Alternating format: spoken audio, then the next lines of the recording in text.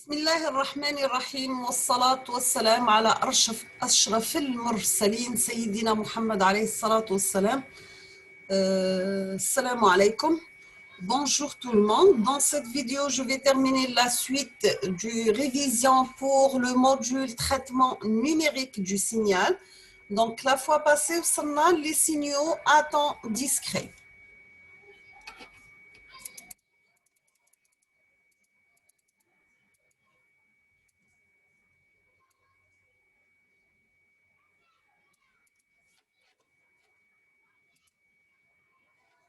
Donc, on a deuxièmement les signaux à temps discret.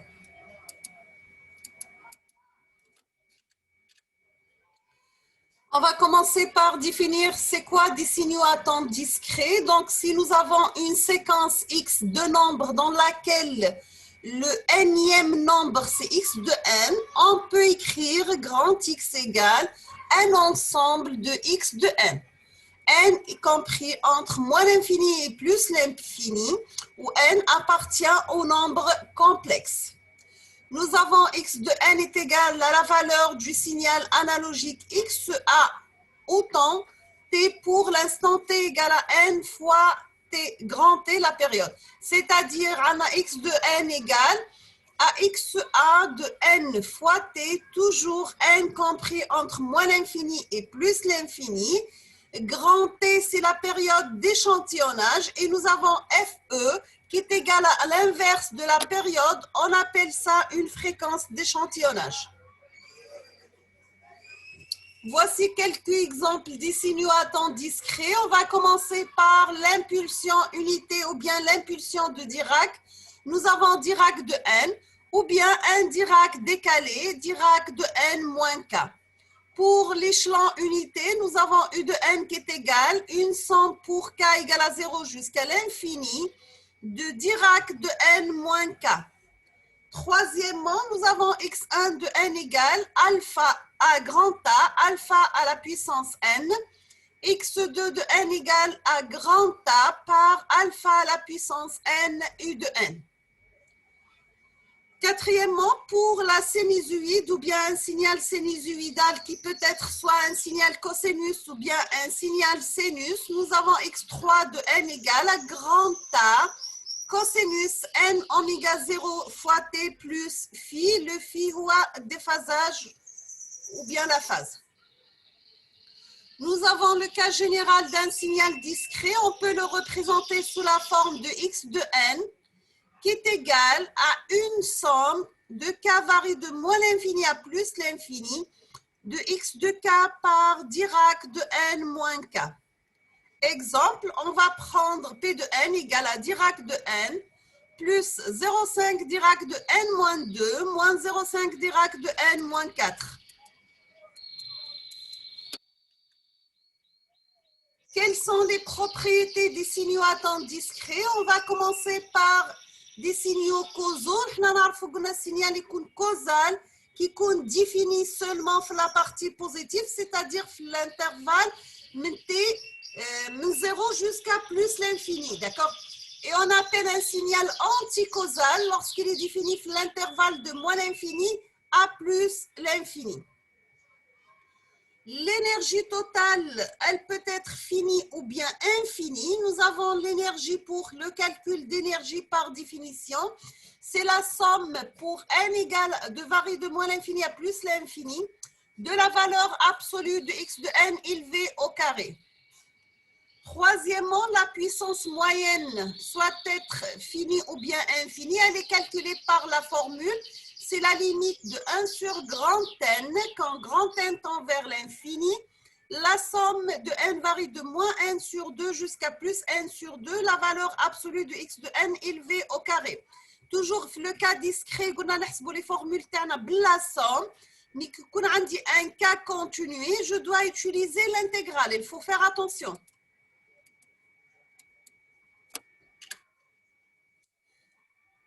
Deuxièmement, les propriétés des signaux à temps discret. La suite, nous avons l'intercorrélation entre deux signaux. Qui قلنا نسمعوا كلمة intercorrélation معناها بين deux signaux x et y. qui nous autocorrélation, c'est-à-dire bin le signal avec lui-même, soit x ma x ou la y ma y. Donc, nous avons l'intercorrélation xy de k par définition. Ces calculs de somme pour n varient de moins l'infini à plus l'infini, de x de n par y de n plus k. On peut avoir aussi la fonction d'intercorrélation, cette fois-ci x, y égale à yx, mais on va remplacer k par moins k. Pour la convolution linéaire entre deux signaux x de n, y de n, on va utiliser la formule suivante. Donc, j'ai la convolution, c'est x de k par y de k. Par définition, c'est une somme pour n varie de moins l'infini à plus l'infini de x n par y de k moins n.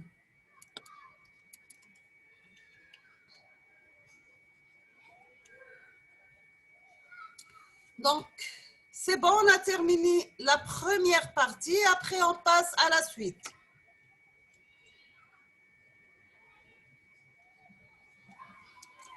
On va voir maintenant quels sont les outils en traitement numérique du signal. On va commencer par la transformer en Z. On va définir la transformer en Z. Donc, la transformer en Z établit une correspondance entre l'espace des signaux à temps discret et l'espace des fonctions analytiques, ou bien on l'appelle holomorphe. Défini sur un sous-ensemble du plan complexe et appelé le domaine de convergence. Donc, domaine de convergence. On définit la transformée en Z dite unilatérale. Unilatérale, c'est-à-dire elle est définie 0 plus l'infini. Qui nous bilatérale, de moins l'infini à plus l'infini. Il faut faire attention. Donc, la transformée en Z de x de n égale cx grand x de z. C'est une somme pour n égale à 0 jusqu'à l'infini, puisqu'on a dit unilatérale, de x de n par z à la puissance moins n. Le domaine de convergence correspond à l'extérieur du disque de convergence défini par la valeur absolue de z soit supérieure à r. R, c'est la limite de la valeur absolue de x de n à la puissance 1 sur n quand n tend vers l'infini. Quelles sont les propriétés de la transformée en Z? On va commencer par la linéarité. Nous avons x de n égale à ax1 de n plus bx2 de n. Donc, automatiquement, la transformée en Z grand X de Z a pour transformer en Z A grand X1 de Z plus B grand X2 de Z. Maintenant, on va voir le théorème du retard et de l'avance. Nous avons la transformée en Z de X de N moins K égale à Z à la puissance moins K par grand X de Z. Et la transformée en Z de n plus k égale à z à la puissance plus k par x de z moins la somme de n varie de 0 jusqu'à grand k moins 1 de x de n par z à la puissance k moins n. La dérivation dans l'espace en z, nous avons n x de n égale à y de z, donc c'est moins z la dérivée par rapport à z de x de z. Nous avons aussi les propriétés de la transformée en Z, le théorème de la valeur initiale. Donc, nous avons x de 0 égale, c'est la limite de x de z quand z tend vers l'infini. Et pour le théorème de la valeur finale, nous avons la limite de x de n quand n tend vers l'infini égale à x de l'infini. Donc, c'est la limite de z moins 1 sur z de grand x de z quand z tend vers 1. Ou bien, c'est la limite de 1 moins z à la puissance moins 1, le tout fois x de z quand z tend vers 1. Nous avons aussi le théorème de la convolution linéaire discrète. Donc, nous avons x de n égale x1 de n convolué avec x2 de n a pour transformer en z. Donc, il y a un produit de convolution. Il y a un produit simple entre x1 de z et x2 de z. Comme chaque transformée, a sa transformée inverse. C'est là qu'on a la transformée en z inverse. Donc, soit grand x de z, la transformée en z du signal x de n, On définit la transformée en Z inverse, la relation déterminant x de n à partir de grand X de Z tel que x de n égale 1 sur 2 pi fois g, l'intégrale sur un contour fermé, c'est de z à la puissance n moins 1, x de z dz. Il existe trois principales méthodes. La première des choses, c'est bien l'intégration sur un contour fermé en utilisant les calculs des résidus, ou bien le développement en puissance de z, soit en fonction de z ou bien de z moins 1, ou bien le développement en fraction élémentaire. Nous avons aussi, pour les outils en traitement numérique du signal, la transformée de Fourier d'un signal discret qui est grand T, F, D. On va commencer par un petit rappel sur les signaux continués. Nous avons soit un signal analogique XA de T, dans la transformée de Fourier définie par grand XA de G oméga égale à l'intégrale de moins l'infini à plus l'infini de XA de T exponentielle moins G oméga T dt, sachant que oméga égale à 2 pi F. Donc, on retrouve le signal temporel à partir de sa transformée par la transformée de Fourier inverse définie par la relation suivante. Donc, nous avons XA de T égale 1 sur 2 pi, un intégral qui varie de moins l'infini à plus l'infini de XA et G oméga exponentielle G oméga T. Je fais le calcul par rapport à oméga, D oméga. Maintenant, on va voir la transformée de Fourier d'un signal discret non périodique. Nous avons pour un signal x de n discret quelconque, et les non périodiques, sa transformée de Fourier s'écrit sous la forme suivante. Donc, nous avons x de exponentielle g oméga égale. C'est une somme pour n varie de moins l'infini à plus l'infini de x de n exponentielle moins gn oméga. Nous avons grand X de exponentielle G oméga peut être exprimé à partir de la transformée en Z par la relation grand X de exponentielle G oméga égale, c'est une somme pour n varie de moins l'infini à plus l'infini de X de n par Z à la puissance moins n, sachant qu'on va remplacer Z par exponentielle G oméga. Donc, tout simplement, c'est la transformée en Z pour Z égale à exponentielle G oméga. Si on revient à l'équation 12, donc c'est cette équation exponentielle G oméga égale la somme de n varie de moins l'infini à plus l'infini x de n exponentielle moins gn oméga, elle implique que la transformée de Fourier n'existe que si le cercle unité caractérisé par z égale à exponentielle g oméga appartient au domaine de convergence de la transformée en z. Nous avons aussi que grand X de oméga, il est périodique de période 2π. Ceci implique que le spectre d'un signal discret est toujours périodique. Anna kif la transformée en Z, on peut l'obtenir à partir de la transformée, la transmise de Fourier inverse, à partir de la transformée en Z inverse. Donc, on obtient X de n égale 1 sur 2π. L'intégrale entre 0 et 2π de grand X de exponentielle G oméga par exponentielle Gn oméga d oméga, donc est égal à 1 sur 2π, l'intégrale entre moins π et plus π de grand X de exponentielle G oméga par exponentielle Gn oméga, mais on calcule l'intégrale par rapport à oméga. Voici un exemple de transformée de Fourier d'un signal discret non périodique. Si on va prendre un exemple de x de n qui est égal à a à la puissance n multiplié par u de n. S'il est multiplié par l'échelon, donc il est défini seulement pour la partie positive, donc de 0 jusqu'à plus l'infini, d'accord?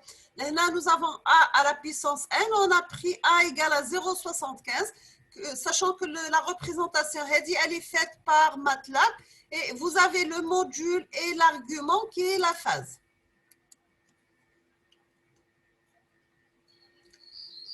Maintenant, pour AN, si on va prendre n varie de 0 jusqu'à grand N moins 1, ici nous avons limité notre calcul à 6 points seulement.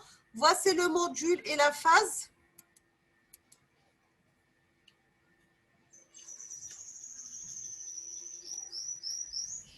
Maintenant, on va voir la transformée de Fourier d'un signal discret périodique pour un signal XP de n discret périodique de période grand N.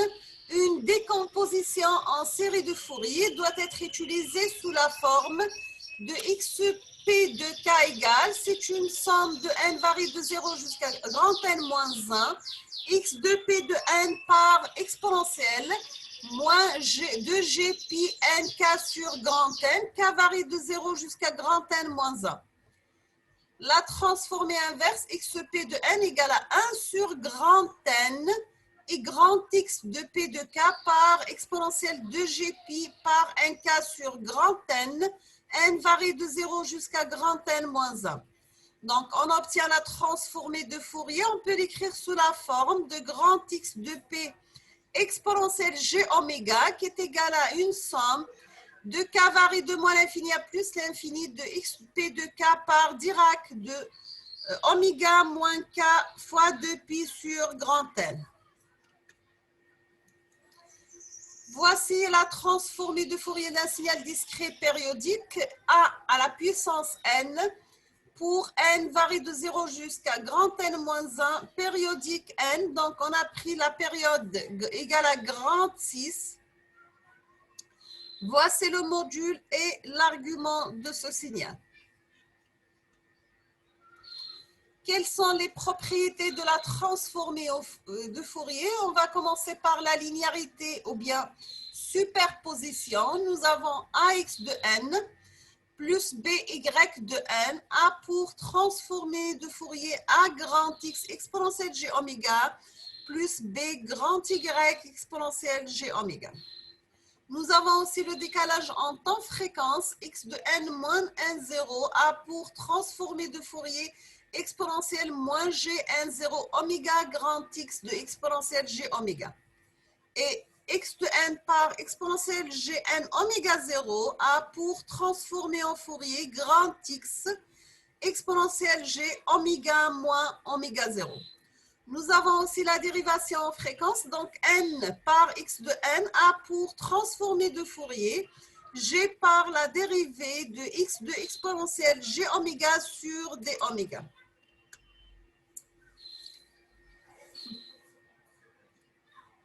Maintenant, on va passer au produit de convolution. x1 de n convolué avec x2 de n égale, c'est une somme qui varie de moins l'infini à plus l'infini de x1 de i convolué à x2 de n moins i, a pour transformer de Fourier, donc il y a un produit de convolution, ça devient un produit simple entre x1 de exponentielle g oméga par x2 de exponentielle g oméga.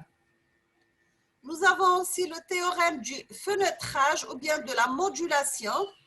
Donc, on dit x1 de n multiplié par x2 de n égale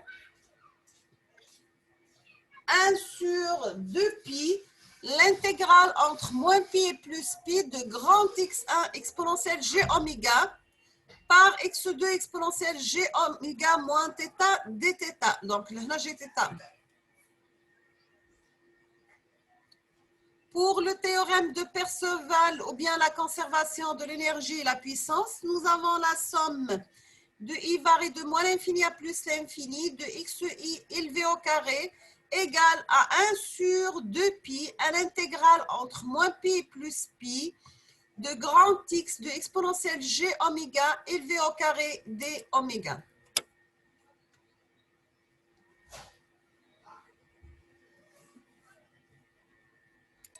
Maintenant, on va voir la transformée de Fourier discrète.